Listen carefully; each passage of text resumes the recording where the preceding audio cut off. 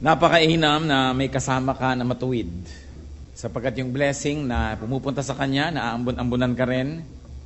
Pero kung ang kasama mo naman ay masama ang mga kaparusahan na dumarating sa kanya, maaari ka rin maramay. Meron pong ganyang kasaysayan sa Biblia.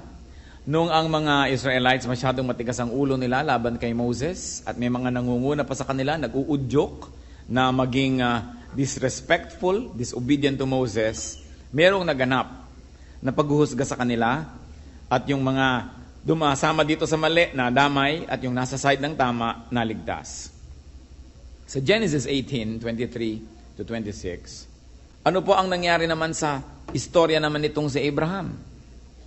Kung ang mga taga-Israelite ay napagalitan dahil sa kanilang hindi pagsunod kay Moses, ano naman ang nangyari sa mga taga-Sodom? Ang Panginoong Diyos po ay nagkatawang tao at may kasama siyang dalawa na anghel at siya ay pupunta sa Sodom upang siyasatin ang mga kasamaang tungkol sa siyudad na ito. At naramdaman ni Abraham na merong mangyayaring hindi maganda sa Sodom at siya ay nakipag-usap sa Panginoon. Tulad din kung paano nakikipag-usap si Moses sa Diyos on behalf of many people, ganon din ang ginawa ni Abraham sa Genesis 18:23 to 26. Then Abraham approached him and said, "Will you sweep away the righteous with the wicked? What if there are 50 righteous people in the city? Will you really sweep it away and not spare the place for the sake of the 50 righteous people in it?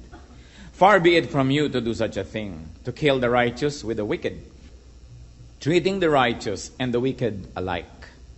Far be it from you, will not the judge of all the earth do right? The Lord said, if I find 50 righteous people in the city of Sodom, I will spare the whole place for their sake."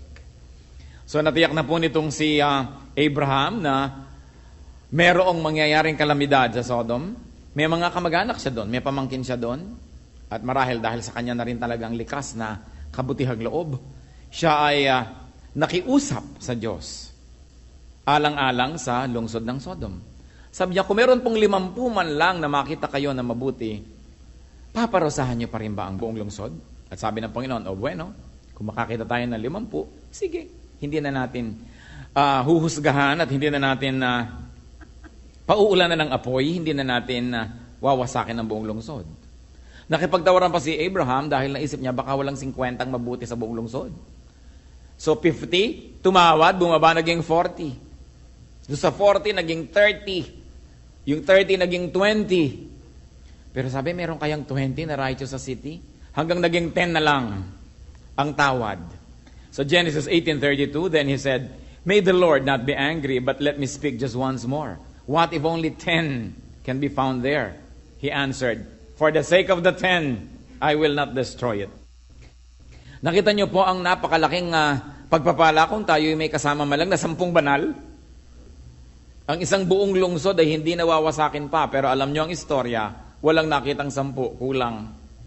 Kaya umulan pa rin ang asupre, at apoy, at natupok ang buong lungsod na ito. But what I want to draw attention to is the fact that Abraham, because he was considered by God as a righteous man by faith, was on the side of the Sodomites, so to speak. And because of that, the Sodomites had an ally in him and they had a great opportunity to be spared from calamity. Kaya lang, dapat siguro ang itinawad kung isang righteous na lang. Pero kulang eh. Meron pa rin pong isang parallel story. Merong isang binigay ang Panginoon na kasaysayan na yung mga mabubuting mga halaman ay tinubuan ng mga masasama na damo sa paligid. At nung makita yon ng mga lingkod nung may-ari ng bukid, sa Matthew 13:28 to 29, the servants asked him, "Do you want us to go and pull them up?" Meaning the weeds. "No," he answered, "because while you are pulling the weeds, you may root up the wheat with them." So, sabi na ng mga hardinero, bubunutin na po ba namin ang mga masasamang damo? Sabi ng Panginoon, huwag. Magkakatabi ang mga ugat, baka magkabuhol pa. Sa pagkabunot ninyo ng masasamang damo, baka maapektuhan ang ugat ng mabubuting damo. Huwag na lang, saka na natin aasikasuhin ang ganyang mga bagay. Well, it pays to be righteous. It also pays to be among the righteous. Very especially on the side of those who are righteous. Ang topic natin, the blessings of being with the righteous. Our God, we pray that you may be our speaker. Sa amin pong tinunghayan ng mga examples, mga masasamang damong di nabunot dahil may katabing mabuting halaman. Mga taga-Sodom na sana'y di man lamang sila na parusahan kung meron man lang silang kasamang mga banal at matuwid.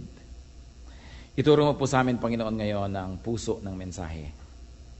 Nais namin po kayo ang mangusap, turuan niyo po kami, makinig kami ng inyong salita. Kung meron pong sagabal para kami ay lubos niyo mapagpala, iwinawaksin namin ito. Kung meron kami mga inaalala, worries, concerns, if there's any physical discomfort or pain, any emotional difficulty, all this, we surrender at your feet. We ask you, Lord, to speak to us. At nawa kailang madinig namin, magbigay kami ng undivided attention to you and to your word. And may your words be medicine for us, be food, be shelter, be protection. Turuan niyo po kami, Panginoon. Mangusap po kayo. We reject all lies and falsehood, and in the name of Jesus, we ask for protection for this assembly, that you may deliver us from evil men and from evil spirits. Speak, Father, we ask you, as we continue to ask you, Lord, to cleanse our hearts, continue to purify us from our sins. May your words be our strength. In Jesus' mighty name we pray. The blessings of being with the righteous. Ano nga bang pagpapala kung kasama natin, kabarkada natin, kasalamuhan natin ay mga matuwid? Unang-una, being exposed to life-giving wisdom. Receiving precious wisdom. Siyempre, pagka ang mga kasama mo ay matuwid, ang nadidinig mo sa kanila ay matuwid, makatuwiran, banal, makapangyarihan, you benefit. Proverbs 10:11, the mouth of the righteous is a fountain of life, but violence overwhelms the mouth of the wicked. Pag nagsasalita ang mga righteous people, buhay ang lumalabas sa kanilang bibig. Ikinabubuhay natin. Pag nakain natin ang kanilang salita, lumalakas tayo, nagiging tama, nagiging maliwanag ang pag-iisip, nagiging matuwid ang ating landas. Subalit, pag ang ating kinakasalamuha at pinapakinggan na may masasama, nagiging daw tayo ring mga mapupusok. Violence overwhelms the mouth of the wicked. Therefore, those who listen to the wicked will become violent. Kaya napakahalaga pinipili ang kasama. Proverbs 10:20-21, the tongue of the righteous is choice silver, but the heart of the wicked is of little value. The lips of the righteous nourish many, but fools die for lack of judgment. So mahalagang mahalaga, matanggap natin yung blessing na yon. Mga kapatid, sino bang mga kasama nyo lagi? Sino ang ating mga kausap? Sino ang mga textmates natin? Sino ang mga kausap natin sa telepono? Sino ang mga kasulatan natin ng email? Sino ang lagi nating pinapakinggan? We must be blessed by being with the righteous. Yun lamang may matuwid na taong nandyan, napakalaking pagpapala na sapagkat siya dahil matuwid, pwedeng daanan ng pagpapala ng Diyos patungo sa atin. Another blessing of being with the righteous is being blessed as a group or with a group. Tulad ng halimbawa, dapat nangyari sa Sodom, kung meron man lang 10 matuwid, mabebless na yung buong lungsod. Katulad na lamang ng masasamang damo, sapagkat ang kasalamuhan nila, mabubuting damo, hindi tuloy sila binunot agad. Napagpala na rin sila. At kung pinapakain yung mabubuting halaman, napapakain na rin sila. Pag nadidilig ang mabubuting halaman, sila man ay nabibigyan na rin ng tubig. Raming pagpapala kung tayo'y nakikigrupo sa mga mabubuti.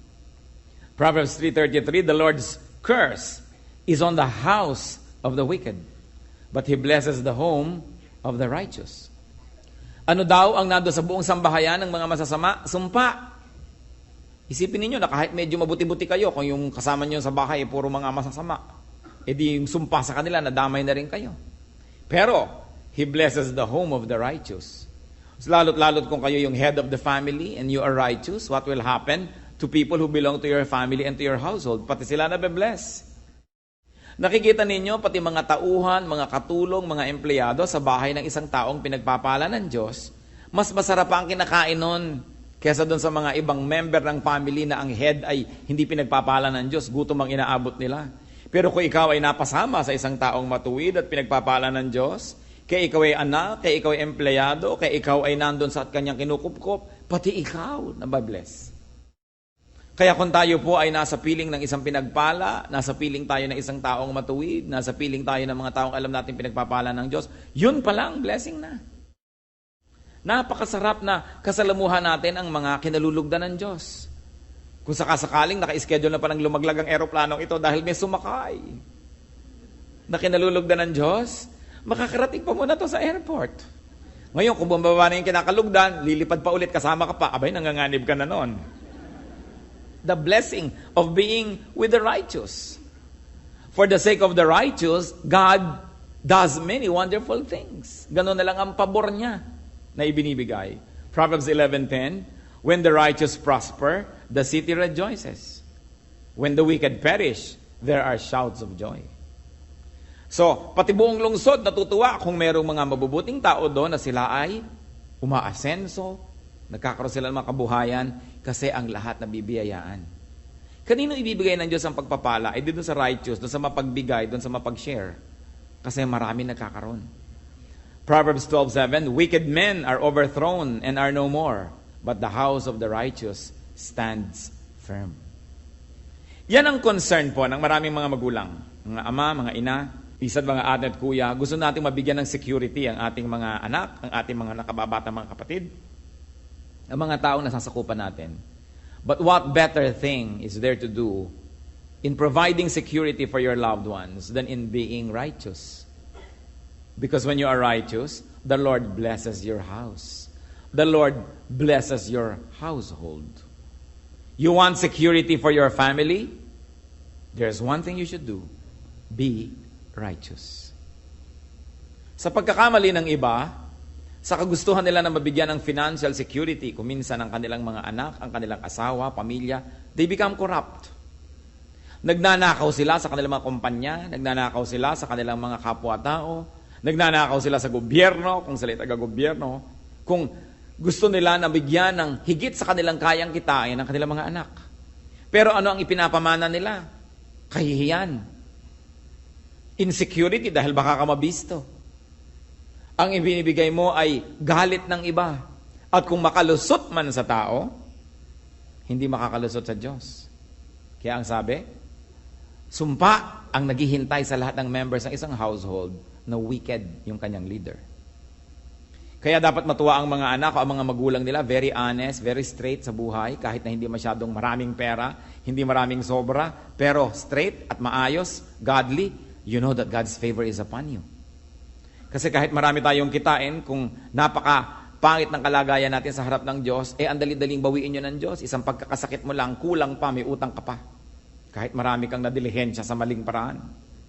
Pero kung gusto kang pagpalain ng Diyos, kahit maliit lamang yung kinikita, nakita nyo yung 2 isda at 5 pirasong tinapay, na parami, maraming napakain, dahil pinagpala ng Diyos. So yung konti nating kabuhayan, napagkakasya, sumasobra pa kung pinagpapala ka ng Diyos. Pero kung hindi, kahit ang dami mong pera, kulang at kulang pa rin. At kumisan kahit ang damit, hindi naman kulang, pero ang kulang naman yung kaligayahan mo. Nagtataka ka, nabibili mo gusto mong bilhin, nagagawa mo gusto mong gawin, napupuntahan mo gusto mong puntahan, pero merong kulang sa iyong puso. May kulang pa rin. Because unless the Lord blesses what you do, it will never give you what you are looking for. So the best thing is to be righteous.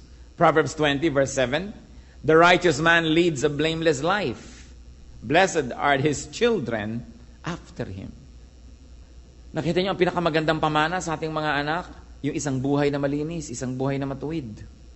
Sapagkat ang pagpapala nakakarating hanggang doon sa mga susunod pa na mga generation. It's a great blessing to be with a righteous person. Especially if that righteous person is in your family, in your company, in your neighborhood, in your church. Yun ang kailangan natin sa ating bansa Many righteous people. Alam nyo kung anong many sa ating country? Many religious people. Pero righteous ba? That is what we need as a nation. Righteousness. Not religion. Tayo na ang pinaka-relihiyosong bansa sa buong daigdig. Pero anong bunga ng relihiyon? Puro mga balat kayo, pakitang tao, pero hindi mo makita sa gawa. Kaya tayo naliligid ng corruption, naliligid tayo ng hirap, ng pagdurusa, because people are not righteous. Kaya yan ang dapat nating balikan. If we are only surrounded by righteous people, this country will be much, much better.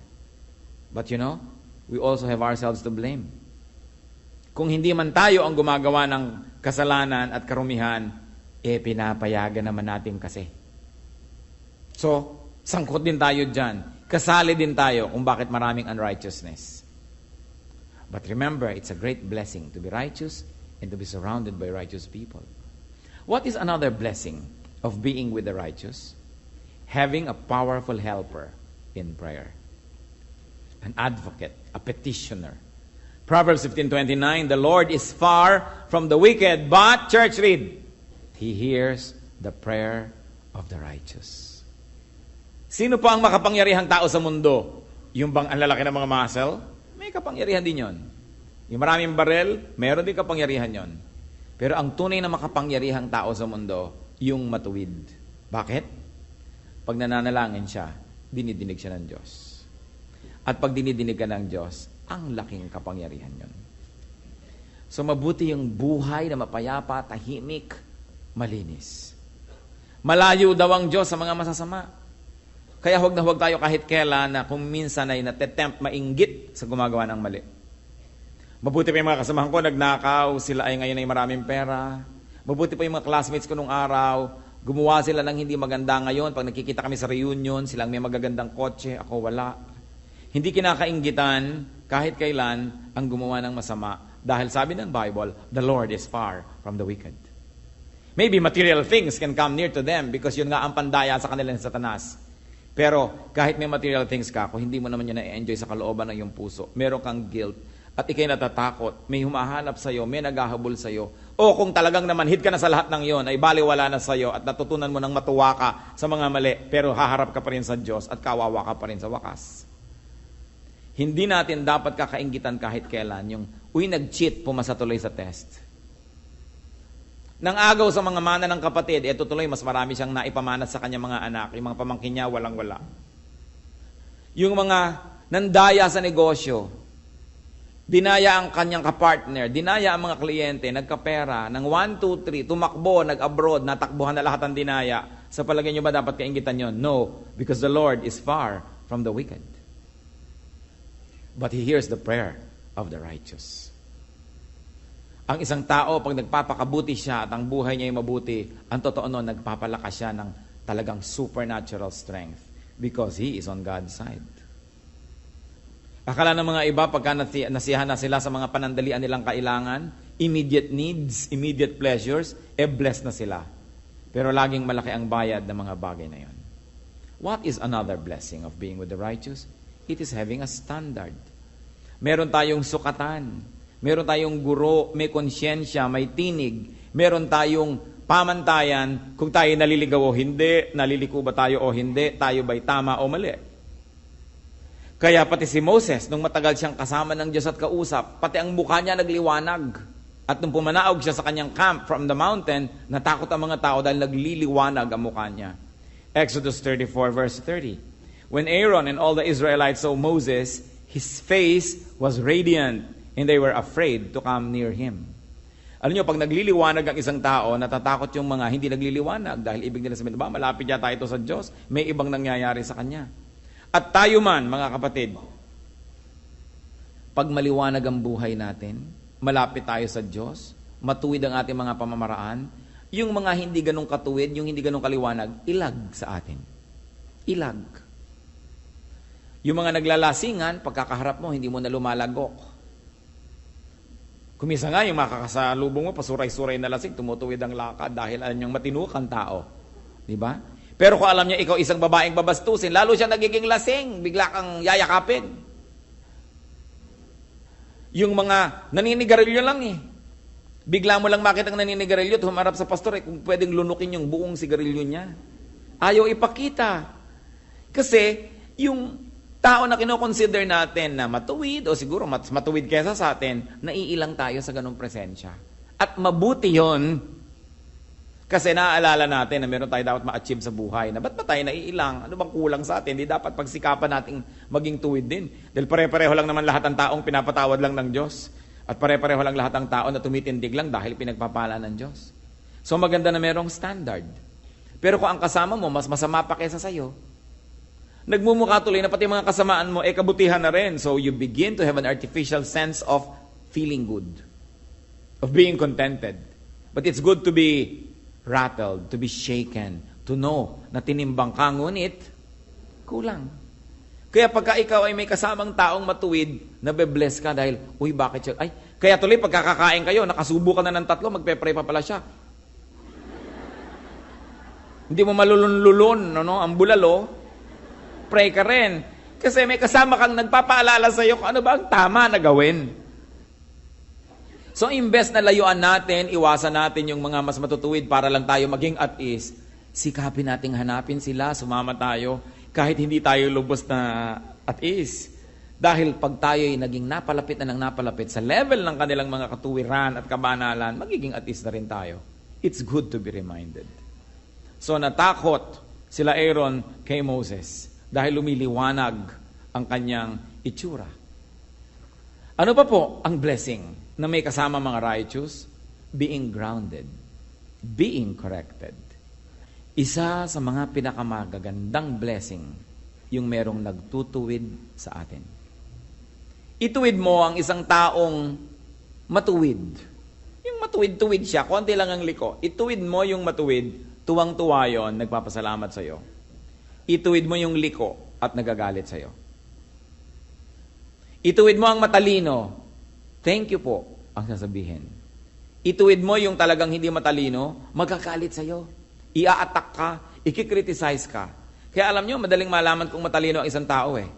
Pag siya'y pinupuna, itinutuwid, nagpapasalamat. Kumusta po kayo? Kumusta ang ating katalinuhan? Pag ba sinabi sa'yo ng asawang antabang naman ng sinigang, di ikaw magsigang? Anong tawag doon? Hindi matalino. Kasi yung matalino, thank you for reminding me. Hayaan mo, dadagdagan natin ng patis next time. Pag sinabing, alam mo, medyo magulo yata ang buhok mo, ay, thank you ha. Sige, magsusuklay ako sa bandero. Hindi yung, ikaw ang buhok mo, mas magulo pa. Alam mo, hindi matalino yung taong yon. Tanungin yung katabi nyo kung matalino siya. Nagagalit ka ba pag pinupuna? Be corrected. A righteous person rebukes a brother or a sister whenever needed. That's why it is a great blessing if there's a righteous person around.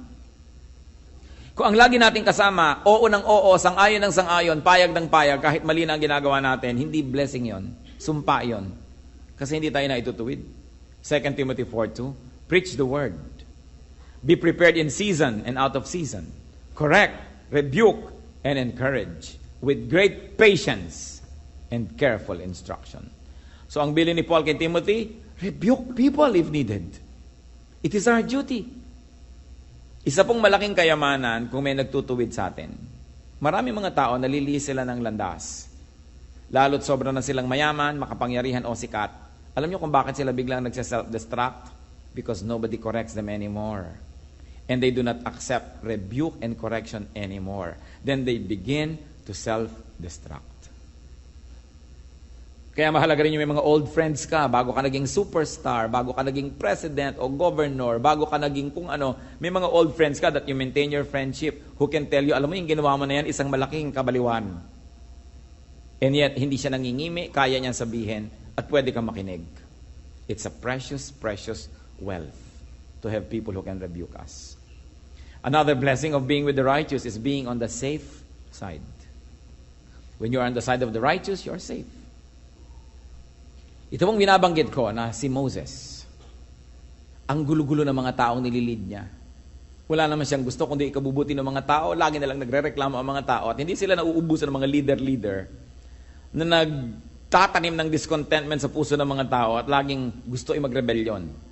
Finally, may nangyari sa mga taong rebellious na ito. Ang pangalan ng leader nila si Korah. At sa number 16, 19 to 35, basahin natin. When Korah had gathered all his followers in opposition to them at the entrance of the tent of meeting, the glory of the Lord appeared to the entire assembly. The Lord said to Moses and Aaron, separate yourselves from this assembly so I can put an end to them at once. But Moses and Aaron fell face down and cried out, O God, God of the spirits of all mankind, Will you be angry with the entire assembly with only one man sins? Then the Lord said to Moses, say to the assembly, move away from the tents of Korah, Dathan, and Abiram. Moses got up and went to Dathan and Abiram, and the elders of Israel followed him. He warned the assembly, move back from the tents of these wicked men. Do not touch anything belonging to them, or you will be swept away because of all their sins. So they moved away from the tents of Korah, Dathan, and Abiram. Dathan and Abiram had come out and were standing with their wives, children, and little ones at the entrances to their tents. Then Moses said, this is how you will know that the Lord has sent me to do all these things, and that it was not my idea. If these men die a natural death and experience only what usually happens to men, then the Lord has not sent me. But if the Lord brings about something totally new, and that earth opens its mouth and swallows them with everything that belongs to them, and they go down alive into the grave, then you will know that these men have treated the Lord with contempt. As soon as he finished saying all this, the ground under them split apart, and the earth opened its mouth and swallowed them, with their households and all Korah's men and all their possessions. They went down alive into the grave with everything they owned. The earth closed over them, and they perished and were gone from the community. At their cries, all the Israelites around them fled, shouting, the earth is going to swallow us too. And fire came out from the Lord and consumed the 250 men who were offering the incense. You see this great lesson. Merong lideran, nagtatayo ng rebellion against Moses. May mga sumusunod naman at may dalawang sumunod sa kanyang minor leaders. Anong sabi ng Panginoon? Ihiwalay ang mga yan at nang matapos na ang usapin na ito. At sabi ni Moses, huwag kayong lalapit sa kanilang kampo. At yung buong kampo nila, naglabasan sa kanilang tent, itong mga leader, pati mga asawa, mga mumunting anak, lahat ng kanilang mga alagang mga hayop, ang kanyang mga ari-arian, ang lahat ng mga tagasunod, anong ginawa? Bumuka ang lupa at nilulun silang lahat ng buhay at sumarang muli. Alam nyo, nakarinig ako ng mga kwento ng mga gerilya nung araw na naglilibing sila ng buhay ng mga makapili. Inililibing nila sa pampang ng ilog yung mga makapili buhay.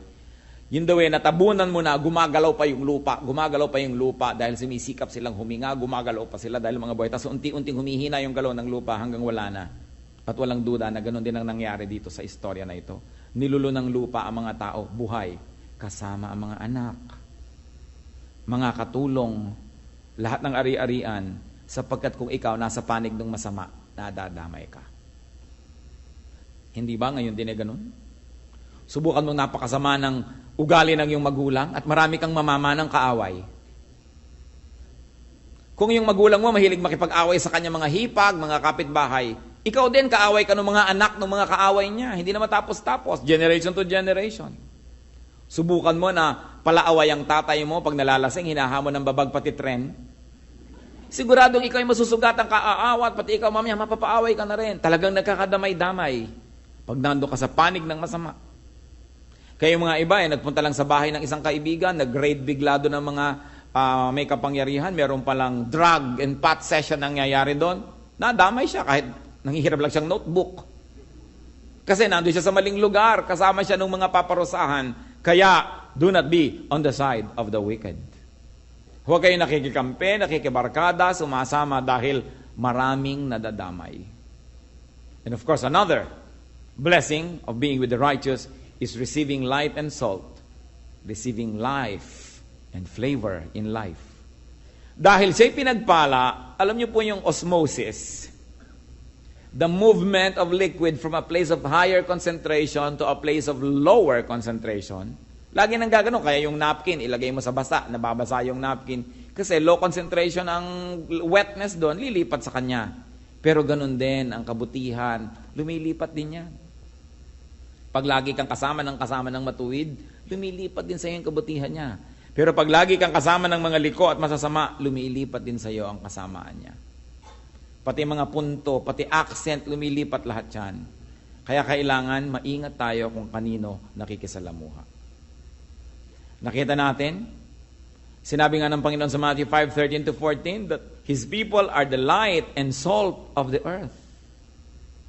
So kung ang laging kasama mo, light, di may light, nakikita mo yung dapat mong iwasan, hindi ka nahuhulog, hindi ka natatapilok. Pero kung kasama mo, darkness, pagdapa niya, kasama ka.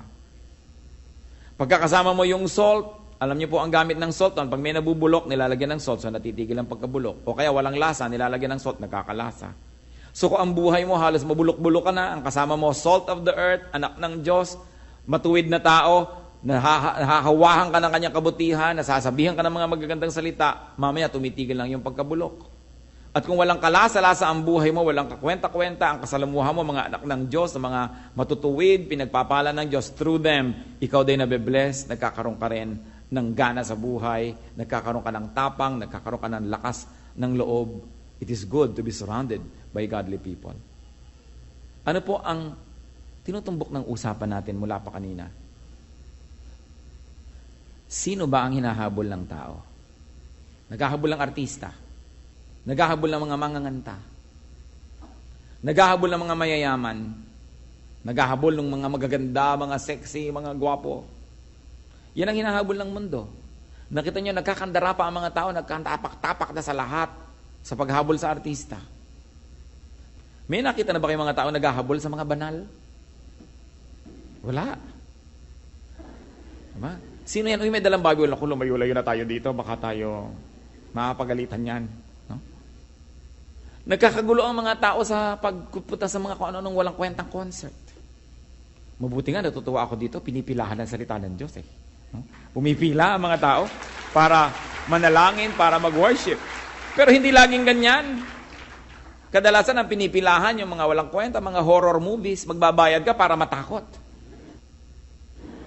Magbabayad ka, pinipilahan, nakita nyo yung mga sasakyan na ipaghahampasan ng katawan mo sa lahat ng dako, nagkahalo-halo ng mga sipon mo't suka mo't lahat-lahat. Nagbayad ka, ha?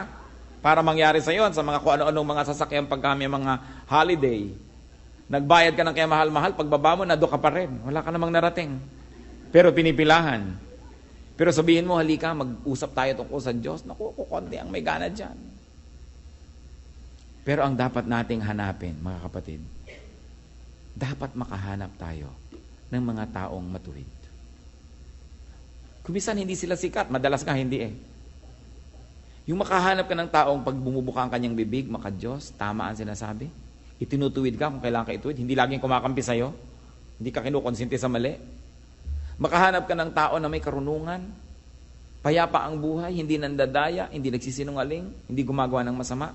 Pag nakakita kayo noon, yun ang habulin nyo. Yun ang ating ibigin na makasama, makadaupang palad, makasalamuha, kasi ang pagpapala ng Diyos ay nandun at hindi mahirap tumalon patungo sa atin. But people always look for the rich, the famous, the powerful. Bakit maraming mga magulang pinipilit pag-aralin sa mga mahal na school ang kanilang mga anak? Para maibarkada sa mga anak mayaman din.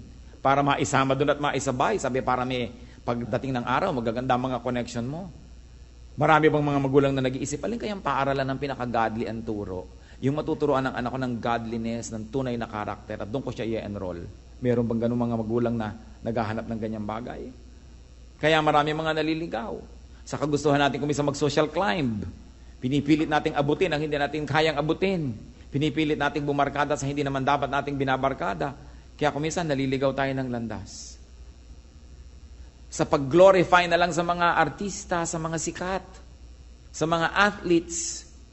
Well, these things are not evil by themselves. Pero mamimili naman tayo ng hahangaan. Mamimili tayo ng titingnan, ng susundan, at ng gagayahin. Wise people will strive to be near and to be with and to be on the side of the righteous. Yun ang mga tunay na wise.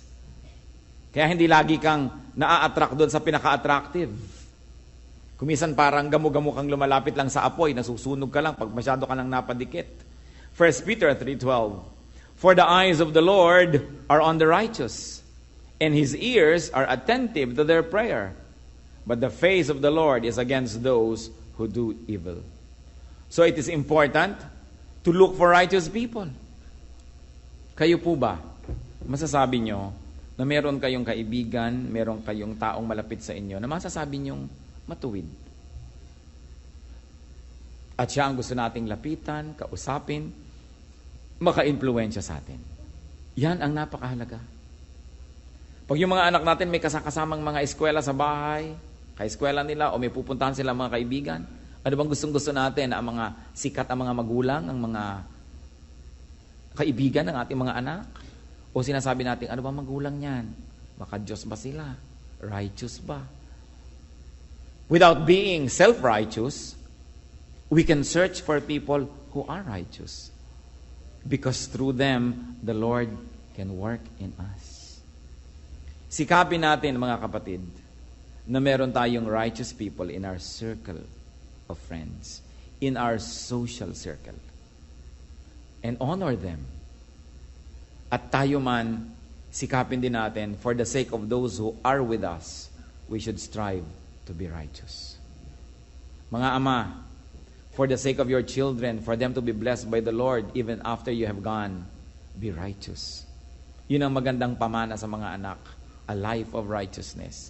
Mga magulang, ganun ba tayo sa ating mga anak? And of course, the best is to strive to go near the righteous one. Kung gusto nating lumapit doon sa righteous people, lalo na sa the righteous one, the Lord Himself. Proverbs 21:12, the righteous one takes note of the house of the wicked and brings the wicked to ruin. Ano po mga wickedness ang ginagawa natin na actually ginagawa natin for the sake of our loved ones? Tigilan natin yan because the Word of God tells us very clearly that that is not the way to do good to our loved ones. Doing bad to do good to our loved ones is not the way. That God's way, done for our loved ones, is the way that will last. Meron po ba tayong mga pandaraya na ginagawa para lang mas maging secure? Kalimutan natin ang mga bagay na ito. Security is in righteousness. Meron ba tayong a part of our lives that are unrighteous? It's time to really think about them. Bakit po dapat natin binabalikan ito? Kasi pwede tayong malibang. Nagpupunta tayo sa church, nagsiserve tayo, nagdo-donate tayo, marami tayong ginagawa, pero possible na meron pa rin tayong iniingatan ng mga unrighteous acts, unrighteous habits and attitudes in our lives. And the Lord likes them uprooted so that we can be righteous like Him. Kasi po, any act of unrighteousness, barayan para dumaan ang blessing patungo sa ating buhay. Kaya ayaw ng Panginoon na nandyan yan. Tayo ba blessing to our household, to our companies, to our workplace, to our community, to our church, to our nation? Lalong-lalo sa ating bayan. Hanap-hanap tayo ng righteousness everywhere, pero tayo ba righteous? Pag mahuhuli ka ba ng pulis sa takot mo ng maabalay, maglalagay ka na rin, tapos gusto mo righteousness? Gusto mo naman mag-shortcut ng mga pamamaraan, maglalagay ka na lang, di tinotolerate natin ang lahat ng mga unrighteous acts sa mga tao. We become part of the party to blame. Tapos anong ginagawa natin sa ating mga anak? Sa kagustuhan natin sila kuminsan na mag-excel, baka naman sinisira na natin ang kanilang karakter, sa sobrang natin kapupush. O kaya sa gusto nating excellence nila, pinalaban na lang natin sa lahat ng tao, gumagawa na tayo ng paraan, lagi para na lang siya manalo. Wala tuloy siyang karakter. Ang gusto lang niya, lagi manalo. Winning is not the point, but it is in being righteous, because the righteous are blessed. Not the winners are automatically blessed, but the righteous. Are we so obsessed with winning or with being righteous? Pag mamimili tayo, righteousness o winning, nasa na tayo? At kung meron tayong tao na gusto nating makasalamuha, makasama, makausap ng 2 oras, sinong gusto niyong makausap? Isang very, very righteous person o si Tom Cruise? Hindi ko naman sinasabing hindi siya righteous, malay ko ba? Diba? Pero immediately ba, yung star, yung sikat? Ganun ba? Are we going to think like the rest of the world thinks? Bakit pa sinabi na, we are the children of light, we are the salt of the earth, we are God's children? Mahalaga maibang ating mga pananaw. Pahalagahan ang dapat pahalagahan. At talikuran, yung dapat talikuran. Kung meron po kayong righteous person in your circle of friends, in your family, it's a great blessing. Sikapin nyo rin maging blessing sa kanya. At kung tayo naman, gawin nating blessing tayo sa ating circle of friends. Kung pupunta kayo sa family reunion, pupunta kayo sa mga lamay, sa mga kasalan, sabi nyo, Lord, give me a mission today. Make me a blessing. Hindi yung pupunta ka sa class reunion nyo, ang iniisip mo, yung pinakamagandang kotse ang dapat kong dala para humanga aking mga classmate, pinakamalaki dapat ang hikaw ko, pinakamakintabang belt ko, di ba? Pinakamalaki dapat ang pulseras ko. So ang gusto mo, magka-inferiority complex sa mga dati mong classmate, gusto mo ma-impress sila. Ano yun? Di ba wickedness yun? Pagpupunta ka pa nga dapat sa mga reunion, dapat ka mag-dress down, magpakasimple dahil marami sa mga tao, hindi siguro nakarating sa narating mo, hindi nagkaroon ng nakakaroon ka. So anong gusto mo? Mainggit pa sila, mahiya, ma-inferior, o gusto mo silang tulungan, gusto mo silang palakasin ang loob? Napakahalaga.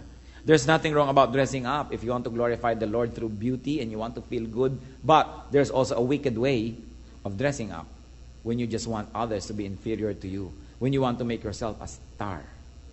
Kaya kung minsan kahit sa mga Kristiyano, nandun pa yun. Kaya sabi ko, kailangan lagi nating sikapin na siyasatin ang sarili natin for any pockets of unrighteousness. Because kung minsan gusto mo halimbawa na mag-special number ang anak mo sa church para ba maglingkod o para masabing, wow, siya ang nag-i-special number. The Lord is our judge. We can deceive people, but never God. And it is important to be righteous on the outside and on the inside. Heavenly Father, we pray that the words that we have shared today will be powerful in our lives. Maging paalala sa amin, Panginoon, kung meron kami mga dapat talikuran ng mga kasamaan, mga kasinungalingan, lalo't nakasanayan na namin at wala nang hapdi pagka ito'y ginagawa namin. Turuan mo manumbalik ang aming puso sa inyo. To be sensitive to sin, to cherish righteousness, and to cherish people who are righteous. Nawa, Panginoon. Huwag kami ang maging dahilan para matisod yung mga matuwid. Kundi makatulong kami sa kanila na lalo silang mapalapit sa iyo. At kami man, Panginoon, makita mong lumalapit sa iyo, nagiging matuwid ang aming buhay, nagiging blessing kami sa aming pamilya, sa aming mga kaibigan, sa aming church, sa aming bansa. Siyasatin mo kami, Panginoon, ngayon. Ano ang attitude namin sa mga makadiyos na tao? Umiiwas ba kami? Naiilang ba kami? Kami ba'y asiwa kapag sila'y nandyan? O hinahangad naming makausap, makadaupang palad, makatrabaho? Yung mga taong malapit sa iyong kalooban. Ituro mo po sa amin, Panginoon, ng higit lalong mataas na pamamaraan. Salamat, Panginoon, sapagkat alam man namin o hindi, kung kami ay may mga kasamang mga matuwid, na pagpapala rin kami. Ang dalangin namin, nawa. Dahil din sa aming mga katuwiran sa iyong pananaw, mapagpala rin ang ibang mga kasama namin. Turn us into blessings instead of curses to people. Kung meron sa amin, Panginoon, na nagiging dahilan para may matisod pa, magkasala, kami na nga itong Kristiyano, kami pa nagyayaya sa kasalanan, kami pa nag-encourage, patawarin niyo po, Panginoon, at maituwid ang aming buhay. At nawa, yung inyo pong righteousness, makita sa amin. Mga kapatid, magbulay-bulay tayo sandali. Hindi lang relihiyon, righteousness ang hinihingi sa atin ng Panginoon. Kalinisan ng puso. Disiplinadong isip na nag-uumpisa pa lang yung maruming pag-iisip ay tinatanggihan na, pinapaalis na, hindi na pinapahaba pa. Righteousness that is important to God, which may not be visible to people, but is very visible to God. Humingi tayo ng paglilinis. Humingi tayo ng pagsisiyasat. Pagpasalamat natin ang mga matuwid na taong ginagamit ng Panginoon tayo pagpalain. At ialay natin ang ating sarili na maging pagpapala rin sa iba sa pamamagitan ng ating katuwiran. Be alone with the Lord for a while. Let the Spirit of the Lord minister to each one.